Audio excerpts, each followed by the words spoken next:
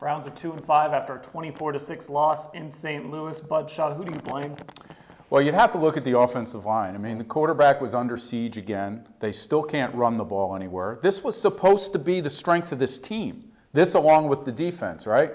It's not been that. It's not only not been a physical offensive line. They're not much in pass blocking either when they run up against a good defensive front. This goes back to like the Jacksonville game last year.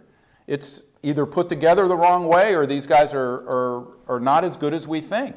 Joe Thomas has played a lot of downs in this league, and it looks like it's starting to show a little. Fedor? I got to go with the head coach here, guys, Mike Pettin, and mostly because I consider him responsible for the defensive side of the ball. He's supposed to be a defensive-minded guy. He came from Rex Ryan.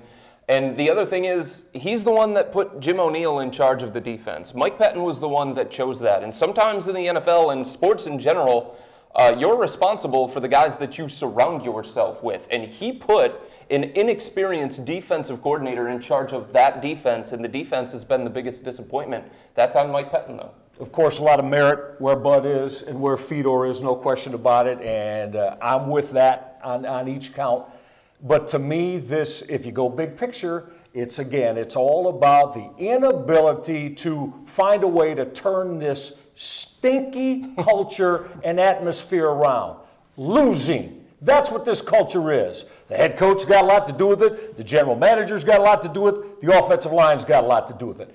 But if you make me, it's all encompassing, but I'm going to go with Ray Farmer as the guy that has failed miserably of all that we're saying in trying to get rid of the culture that exists with this football team. Because his job has been very, very poor. Aaron Donald, Todd Gurley, first-round picks by the Rams the last 2 years. What have the Browns guys done? I'm with you, Michael.